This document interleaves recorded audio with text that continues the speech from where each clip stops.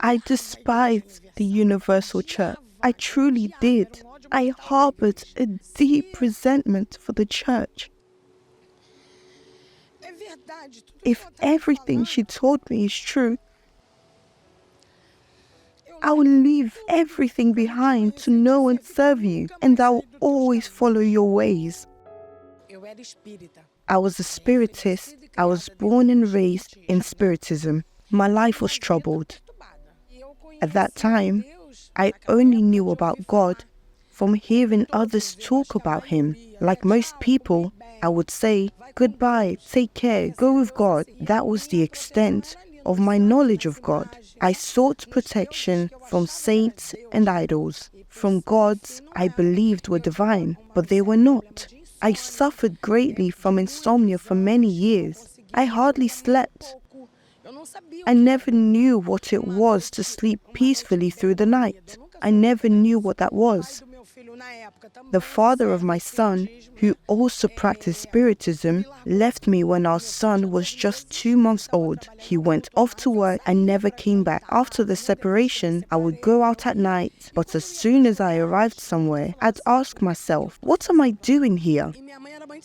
My mother was a witch doctor. I was raised in spiritism, and I practiced it out of love for my mother. Then a wound developed on her arm, which grew larger, eventually becoming infected. At this point, my cousin introduced me to a God I'd never known. As I mentioned, I only knew of him by name. When my mother was in hospital, I challenged God. I did not call him Lord, because I did not know him. I said, if you exist, and if everything written that she showed me is true, I get goosebumps just recalling it.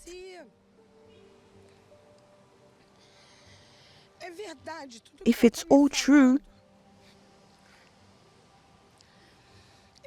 I will leave everything behind to know and serve you, and I'll always follow your ways.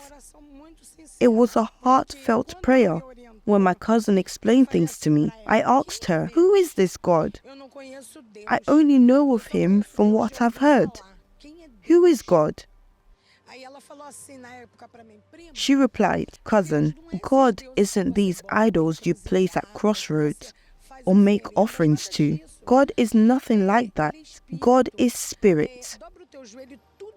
Get on your knees, look up to the sky, and tell him everything you've told me. He's simply waiting for this moment. I followed her advice, but instead of going to my bedroom, I knelt in my living room. I remember it as if it was today. If you are real,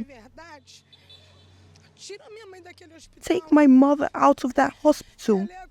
She's the most important person in my life. Please bring her home. I addressed him informally, not fully understanding the sacred or how to show respect, as I simply did not know.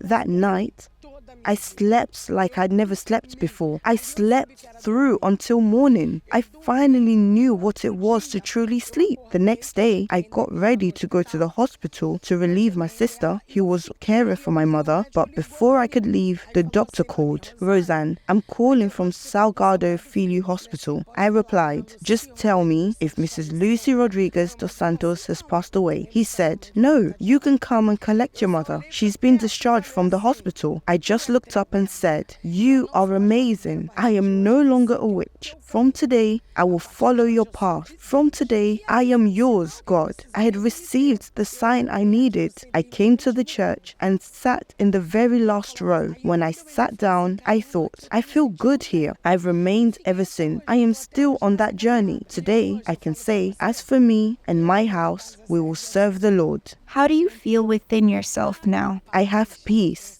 Today, I am assured of my salvation, because salvation is something we work on daily. I seek it every day, and I try not to let anything distract me. Nothing. I stay away from anything that could pull me away from God. Now, I live a life guided by the Word of God. For the Wednesday meetings, I prepare myself for salvation.